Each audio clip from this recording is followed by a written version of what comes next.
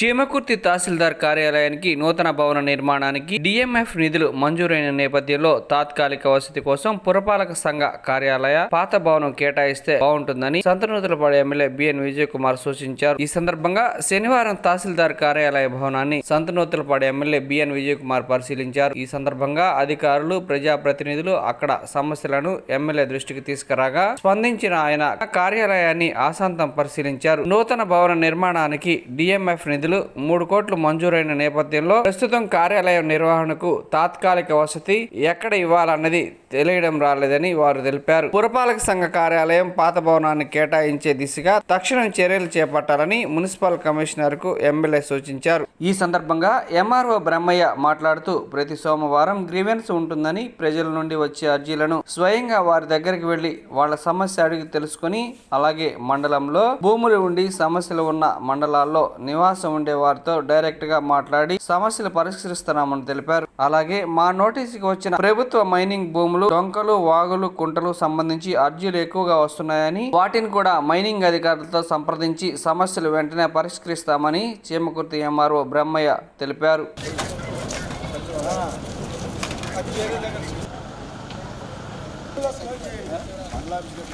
April నెలాఖరు close చేయండి. మొత్తం వాటర్ వస్తుంది. ఎంత మొత్తం పై నుంచి అయితే వాటర్ చెమ్మంతా అప్పుడు వానకి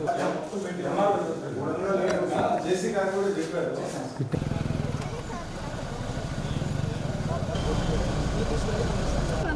ఆర్ బ్రహ్మయ్య అండి, చీమకుర్తి తహసీల్దార్ని. మా మండలంలో ఇప్పటికి 14 గ్రామాలు రీసర్వే పూర్తయినాయి. 15వ గ్రామంగా మన మండలంలో దేవరపాలెం అనే గ్రామం రీసర్వే జరుగుతూ ఉంది. దాంట్లో గ్రౌండ్ ట్రూతింగ్ ఉన్న గ్రామంలో ఉన్న విస్తీర్ణం మొత్తం గ్రౌండ్ ట్రూతింగ్ పూర్తి చేయడం జరిగింది. అయితే ఆ భూములకు సంబంధించి భూ యజమానులు మరణించిన వారి ఉన్నా కానీ, అంతకుముందు కొనుగోలు చేసి డాక్యుమెంట్లు ఉంచుకొని పట్టాదారు పాస్ పుస్తకాలు పొందని వారు కానీ, తర్వాత అన్నదమ్ములు పార్టీషన్ చేసుకొని అంటే భాగ పంపిణీలు చేసుకొని అవి కూడా పట్టాదారు పాస్బుక్లు పొందకుండా ఉన్నవాళ్ళు కానీ, గతం నుంచి కూడా భూముల్లో చేసుకుంటూ ఒకరి బదులు ఒకరు పేర్లు నమోదు చేసుకున్న వాళ్ళవి కూడా గుర్తించడం జరిగింది.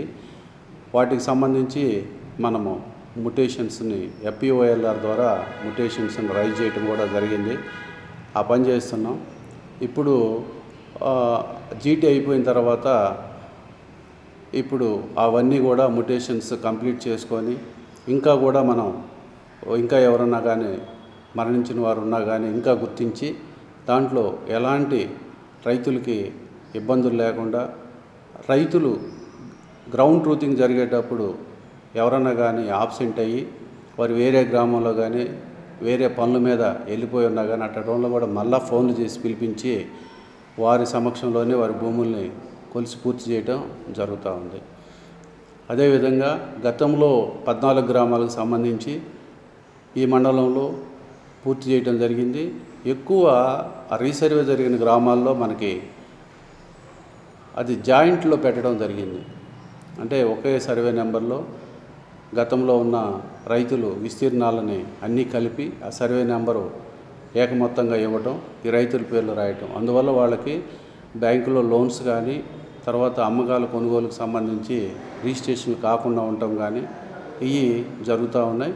దాన్ని గుర్తించి అన్ని గ్రామాల్లో కూడా మనం దండోర మూలకంగా తెలియజేసి ఇప్పుడు ప్రభుత్వము ఈ జాయింట్లు ఏవైతే జాయింట్లు ఉన్నాయో అవి విడగొట్టుకోవడానికి ఎంతమంది అయినా ఉన్నప్పటికీ ఒక నెంబర్కి 50 రూపాయలు మాత్రమే తీసుకొని అవి రైజ్ చేసి మన మండలంలో జరుగుతూ ఉంది. అదేవిధంగా GL పురం, అట్లానే కొన్ని మంచికలపాడు ఇలాంటి గ్రామాల్లో కూడా చాలా వరకు మనం జాయింట్ని విడగొట్టి పూర్తి చేయడం కూడా జరిగింది. ఇంకా కొన్ని గ్రామాల్లో ఇంకా రైతులు పనుల నిమిత్తం అయ్యి చెప్పి పొగాకు పనుల మీద కానీ ఇతర పనుల మీద వేరే గ్రామాలకు వెళ్ళటం, వాళ్ళు నిదానంగా పెట్టుకుంటూ ఉన్నారు జాయింట్లు విడగొట్టమని. అవి కూడా పూర్తి చేస్తామని చెప్పేసి మీ ద్వారా తెలియజేయడం అయింది.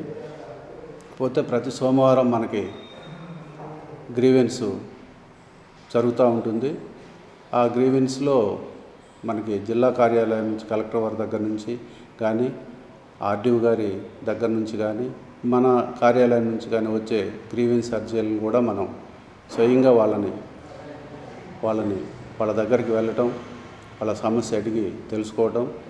ఇంకా కొంతమంది ఈ మండలంలో భూములుండి సమస్యలుండి వేరే మండలాల్లో నివాసం ఉండే ఆ వ్యక్తులను కూడా మనం ఫోన్ ద్వారా సంప్రదించి వాళ్ళు పిలిపించుకొని కూడా మనము ఆ సమస్యలు కూడా పరిష్కరించడం జరుగుతూ ఉంది. అదేవిధంగా ఇక్కడ మన నోటీస్కి వచ్చింది ఏంటంటే ప్రభుత్వ భూముల్లో ఈ మైనింగ్ సంబంధించి ఎక్కువ ఆ మైనింగ్ కొన్ని ప్రభుత్వ భూములు అంటే డొంకలు, వాగులు, తర్వాత కుంటలు అట్లాంటి వాటిల్లో ఆ మైనింగ్ డంపుల్ని పోస్తున్నారని వాటికి సంబంధించి ఒక గ్రూప్ ఆఫ్ అర్జీలు ఎక్కువ వస్తూ ఉన్నాయి. వాటిని కూడా జాయింట్ ఇన్స్పెక్షన్ చేసి మైనింగ్ వారితో కలిసి జాయింట్ ఇన్స్పెక్షన్ చేసి దానికి కూడా జిల్లా అధికారులకి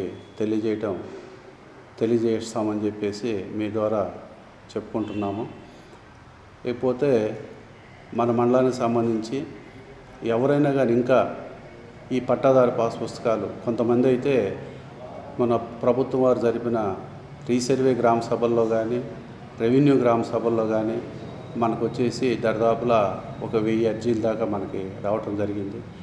వాటన్నిటిని కూడా మన స్థాయిలో పరిష్కరించగలిగినవన్నీ కూడా పరిష్కరించి చాలామందికి కూడా మ్యుటేషన్స్ అంటే పట్టాదారు పాస్ పుస్తకాలకి రెవెన్యూ రికార్డ్స్లో వెబ్లాండ్లో వాళ్ళ పేర్లు నమోదు చేసి పట్టాదారు పాస్ పుస్తకాలు రావడానికి మనం పంపించడం జరిగింది. అదేవిధంగా ఇంకా కూడా గ్రామాల్లో పట్టాదారు పాస్ పుస్తకాలు లేకుండా భూముల మీద ఉండి వారసత్వంగా కానీ కొనుగోలు ద్వారా కానీ అట్లా ఉన్నవారు నేరుగా వచ్చి సంప్రదించిన ఎడల లేదు తహసీల్దార్కి ఉన్న ఫోన్ నెంబర్ ద్వారా సంప్రదించినా కానీ మేము చట్ట పరిధిలో వాళ్ళ సమస్యలు పరిష్కరిస్తామని చెప్పేసి మీ ద్వారా తెలియజేయటమైంది. అదేవిధంగా ఈ చేమకుర్తి తహసీల్దార్ కార్యాలయం బాగా ఇది పాత బిల్డింగ్ అయినందువల్ల వర్షానికి ఆ వాటర్ అంతా కారటం, అదేవిధంగా పెచ్చుకులుడి పడిపోవటం ఇవన్నీ చూసి శ్రీయుత మన ఎస్ఎన్పాడు శాసనసభ్యులు విజయ్ కుమార్ సారు అదేవిధంగా కలెక్టర్ గారు మాట్లాడుకొని దీనికి డెలాబరేట్ కండిషన్లో ఉందని దానికి కలెక్టర్ గారు ఆర్థికంగా దీనికి మంజూరు చేయటం కూడా జరిగింది. అయితే ఈ బిల్డింగ్ ఉన్న మేము కార్యాలయాన్ని తహసీల్దార్ కార్యాలయాన్ని వేరే ప్రభుత్వ కార్యాలయములకు మార్చడానికి కూడా మార్చుకోమని కూడా మనకి జిల్లా అధికారులు చెప్పడం జరిగింది. అయితే ఇక్కడ పాత మున్సిపల్ ఆఫీస్లో మార్చుకోవడానికి అక్కడ దాంట్లో ఉన్న సచివాలయాల్ని వేరే ప్రదేశాలకి తరలించమని మనము జిల్లా అధికారులు ఆదేశాల మేరకు మనం వాళ్ళకి ఉత్తరాలు కూడా మనం నుంచి పంపడం వారితో వ్యక్తిగతంగా కలిసి చెప్పడం జరిగింది. వారికి కూడా మున్సిపల్ కార్యాలయం వారు కూడా కమిషనర్ కూడా వాళ్ళ పై ఆఫీసుల నుంచి అధికారుల నుంచి వాళ్ళకి పర్మిషన్ రాగానే వాళ్ళని ఖాళీ చేయించేసి మాకు ఆ కార్యాలయాన్ని ఇస్తామని కూడా చెప్పడం జరిగింది. అది వచ్చిన వెంటనే ఈ కార్యాలయాన్ని కూడా ఖాళీ చేసి ఇది ఎవరికైతే కాంట్రాక్ట్ వస్తుందో వాళ్ళకి అప్పచెప్పడం కూడా జరుగుతుందని కూడా మీ ద్వారా తెలియజేయటం.